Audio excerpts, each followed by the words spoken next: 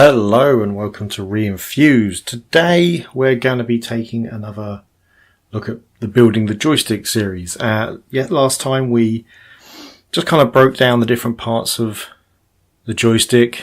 We decided, I guess, really the simplest method of creating one rather than the best.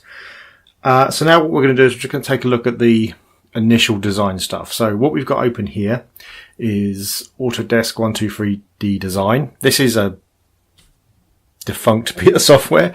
Autodesk don't want you to use this anymore. They want you to use down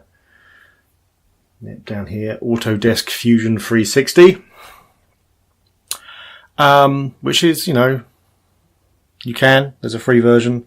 I'm not enamored with it. I will learn how to use it. Like I say, this bit of software is not being supported anymore. But I've used Autodesk 123D for a long time, and yeah, I'm just kind of really used to it. So I guess what we should do first is we need to kind of define some basic dimensions. And what we're going to do is we're just going to measure my hand. So here we are. So this is basically, if you imagine how we'd hold the joystick if we look at the RX-78 one. So we've got the buttons at the front. So this finger here, and then the controller is basically that shape. So if we first of all would take a quick look at, I'm using a tape measure, so not something I generally use. So if we take a quick look at the measurement between, say, my thumb and my fingers here, so just loosely, so okay, so about 10 centimeters, say. And from this finger here to the back, about 11 centimeters. So yeah, I guess really we need a height as well. So if we're holding it there, the other hand is basically going to be using the joystick. We don't want it too high. So I guess about 7 centimeters. All right. So 10, 11 and 7. This works in millimeters, so we times that by 10. So what we want really is a box. Nice and simple. We can type in our dimensions down here. So 110 by 100 by 70. So that is our controller. It doesn't look like very much at the moment, no. And it's not very much at the moment, but we'll get around to doing styling and beveling and what have you afterwards. But first of all, what we need to do really is we need this to be hollow. And Autodesk 123 does indeed have a hollow function right here. And we need to know how much what the thickness is going to be. So this is the thickness of the walls effectively. And if we're printing it on a 3D printer, so we really want those walls to be about 2 millimeters thick. So we'll set that to 2, enter. So this should now be hollow inside. Now the best way of finding that out is just to actually do what we need to do anyway and cut it in half. Now, the interface has gone a little bit weird, I think probably because I've put on a second monitor. There we go. There we are. So what we need to do is we need to rotate this because it's going to be easier for us to cut it if it's on its side. So we can just rotate it by 90 degrees. We can click on it and press D, which makes it drop to the bed. There we go. And then we do that. And then all we need to do, doesn't have to be exact. So we'll just draw a line on this line here. We'll do just across this line. We just need it to be straight. That's currently 0.2 degrees. That's 0.0 degrees. There we go. Press escape to get out of that. So now we have a line that is more or less going through the middle. And then we can use, where are you? There we go. The split solid function. We choose that. Then we choose the line. And then we click off. And there we go. We have two objects now. So let's delete that. If we select both of them, and we'll just rotate it back again.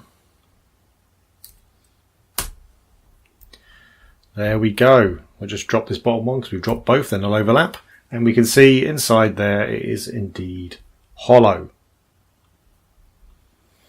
There we go. So we have a nice hollow box. Nice and simple. So it's not quite square. It's slightly rectangular. We may want to change that. It may want to be slightly longer, but it's a good first try.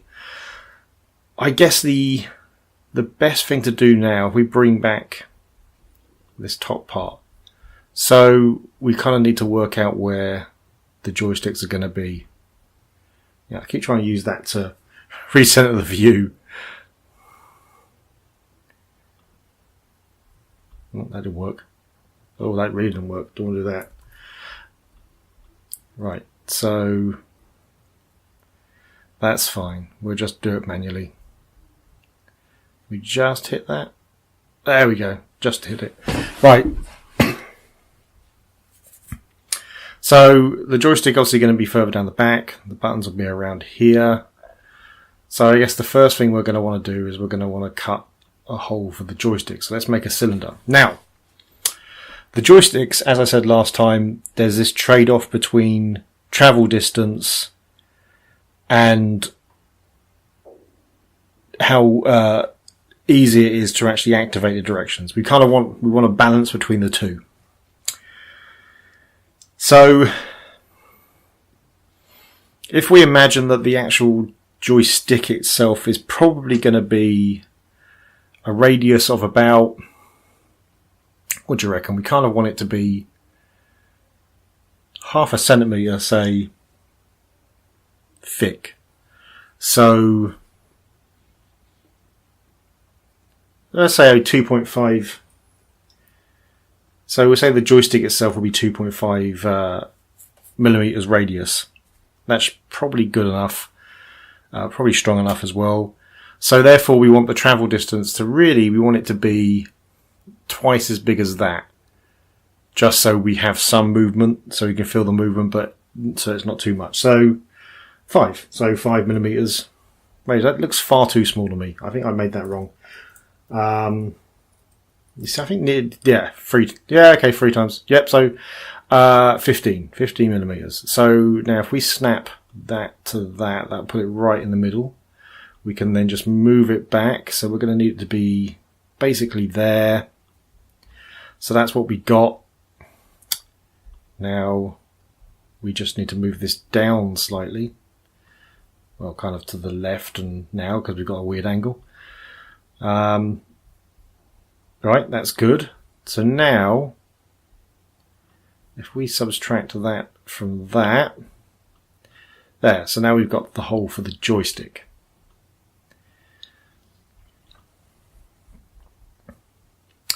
I'm going to have to fix this display. So there's going to be a brief jump cut. There we are, that's much better. This bit is now not covering this, and as weird as it sounds, this is kind of my primary way of navigating. So it's really annoying when it's not available. There. So now what we have is a hole in a box. Still not entirely impressive, I realise. In fact, yeah, we really should have not cut the hole just yet, but it doesn't matter. We will survive.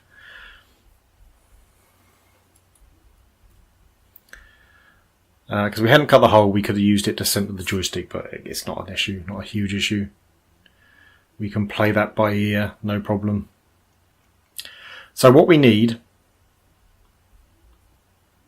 is basically, right, so what we decided the last time is that we were going to effectively use the direct impact style of joystick. So that's the style of joystick where the actual joystick shaft itself activates the contacts, rather than being on a pivot point so that the bottom touches the opposite side, which a few joysticks do. It's going to literally be the shaft that hits it. It's just easier to design.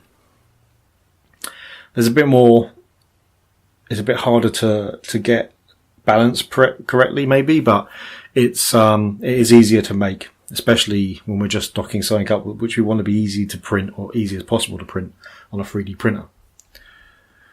So what we need is we need a pivot point, because there has to be a pivot point regardless of how you're doing this.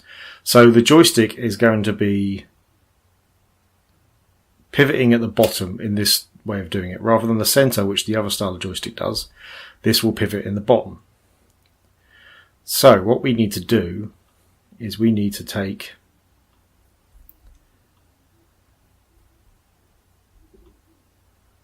right, that's not going out the bottom. So this is effectively going to be our pivot. So the joystick will be in that. Now we need to be able to cut a hole in the bottom. But to do that effectively, we're going to need to add a little bit more sizing to that bottom part. Not a huge amount. We just need really to, let's just say 30 by 30 by 2 millimeters will do. So this is just so we have a little bit more material that we can cut out. So what we're going to do, move this basically to where we've got the ball. So we know that's more or less center with the joystick. It doesn't matter, it's not perfect. We know that's on the base, so that's fine. Let's hide that for now because we need to bring this up. There we go. And then we'll show it. This is the, you can't really selectively show stuff in 1, 2, 3. It's definitely got an awful lot of flaws. I don't know if Fusion fixes those flaws or not. Fusion is certainly a better piece of software. There's no doubt about that. But I've struggled trying to get it to do the same things that I can do quite easily in this. And some practice will fix that. I just need to practice, but it's just when it's so much easier just to. See, the problem is when I'm using a 3D printer, it's usually because I've got something I have to do right then. Like it's a part for, like the last thing was a part for this, which this is my Laserdisc player, so my COD A100 laser active. And when it came through the post, the front had nearly been sheared off. I think it had happened before it got posted, but yeah. So I had to make little plastic retaining blocks to help it, so it straightened it up and held it. And I had to replace part of the mechanism inside. So that's something I had to do immediately. So therefore learning a new bit of software really wasn't the way to go. And that's unfortunately kind of been the way. This would probably be the perfect opportunity to do it, but I'm not. So there you go. So now we have our pivot point that our joystick will use. So if we create another basic sphere of the default size, and we said we were going to do about 2.5 millimeter radius shaft. Yeah, I want to keep making a joke about shaft, but it's just going to be ridiculous. I keep doing that. So we know it's going to need to be a lot longer than that. So we made this 70, 50 should be fine. Why is that? It's 70 millimeters high, didn't we? The whole thing. I'm sure we did. Let's just show everything. See, that looks like a lot more. It doesn't matter. We can muck about with all these things later on. Now, hopefully this will work. It doesn't always work. No, it did this time. That's good. So, we can take our joystick shaft,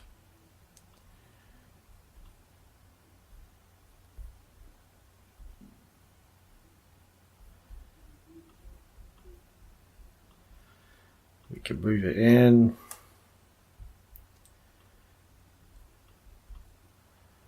okay, yeah, you know what, that's not too bad, I don't think. I think that's more or less the right size.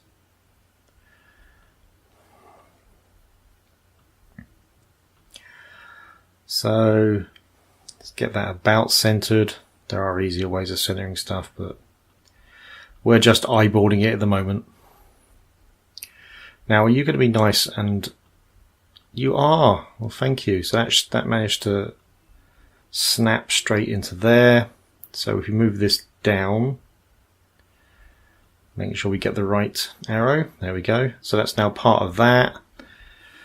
Unofficially, we still have to play with it. And then if we show the materials again, that's fine. I mean, we're going to put a bit on the top as well, just for a bigger size, but that's not a bad size at all. So effectively, that looks way too tall though. But again, that's something we'll sort out afterwards. So effectively, there we are. So what we're going to be doing here is kind of around the periphery of this joystick, we will have micro switches. And then when the joystick turns left and right, it will hit, or up and down even, it will hit the micro switches. We also have to give it a slightly thicker contact point because we're going to need it to... Will that actually snap onto that sphere? No, it won't. No, that was a bad move. So, yeah. That's fine, we can just... That's more or less centered. Yeah, so we need a bigger contact point so that if somebody goes, say, up and left, it actually hits up and left. Whereas because the micro switches are very small contact points, really, just a line of metal. If it was just this, it would not be able to hit all the corners and stuff. So that's something else we have to do as well. So where are those micro switches going to go? So the micro switches, I think we can just extend this box, bring the sides up, and then I reckon, yeah, I reckon though that's enough gap, because you see the size between the sphere and the edge of that a little bit more, and that'll be pretty much exactly how much distance we want between the shaft and micro switches.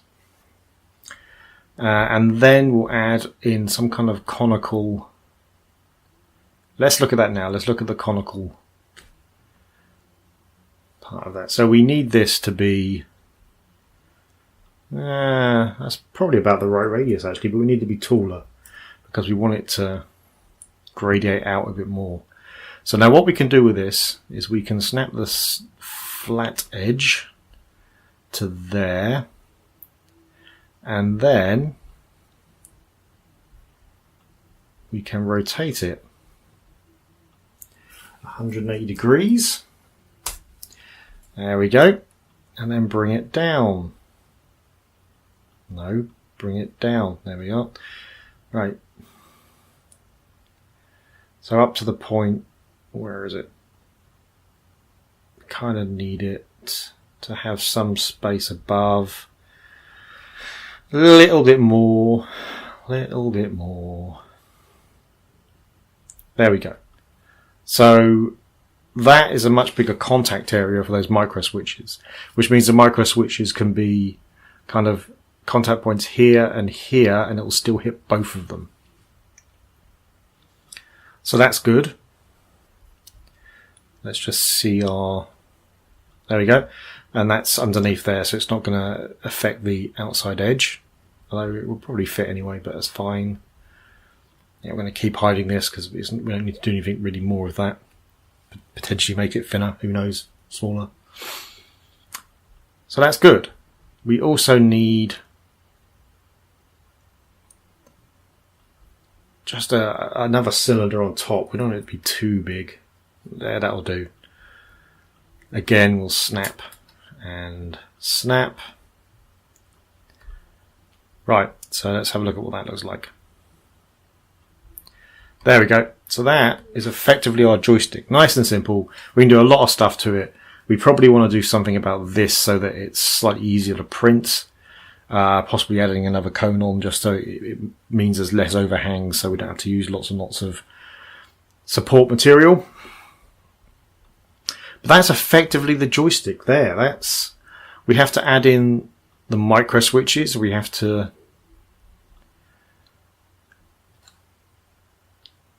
put in the support system that makes it spring back, which what we're going to do here is...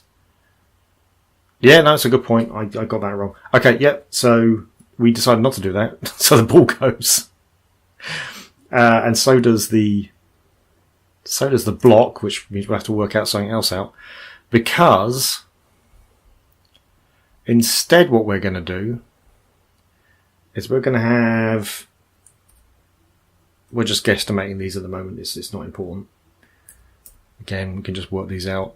And then if we snap that to that and then drop that.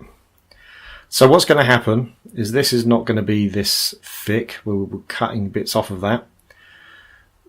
But what's going to happen is there's going to be a spring over this, and then that will act not only as the pivot point for the joystick, but it will also give us some centering as well. So the joystick will, the mechanical force of the spring will push the joystick back when it's let go. The switches will do that to a degree as well, just not as powerfully. So that's fine. So we'll have a spring on there. This needs to be very cut down. So, okay, we'll just use, we'll make a copy of this. There we go. And what we'll do is we'll bring this up. There's better ways of doing this, but this is a simpler way. So we'll take this all the way up here, like that. And then what we will do is we will... Oh, there we are. Subtract from that, boom, there we go.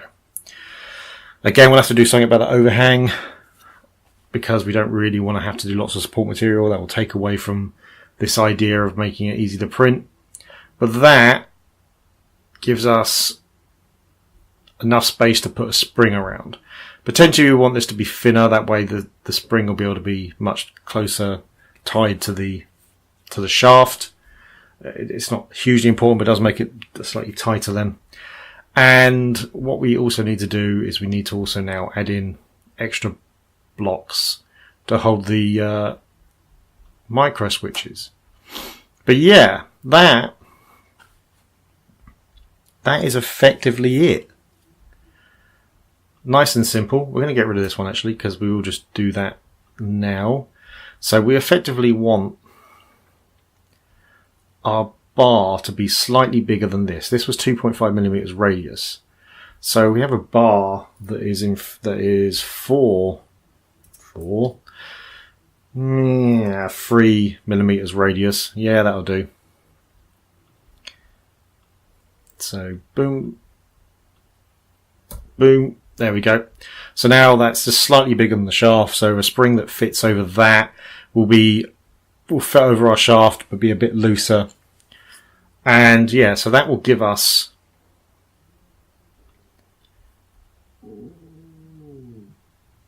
a little bit of mechanical force to center the joystick, and it will be kind of a built-in pivot system as well.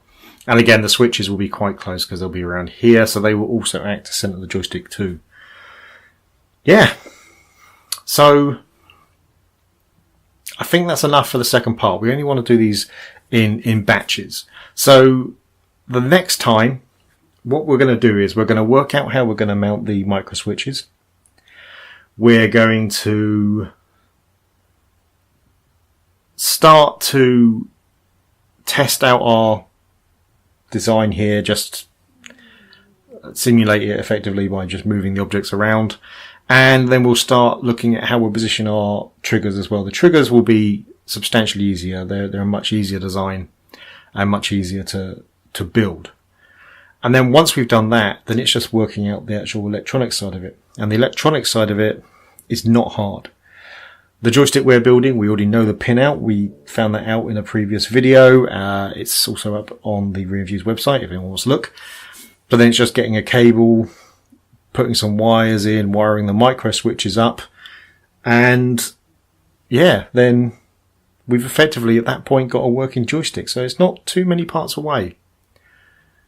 Right, thanks for watching. If you like the video, please hit like.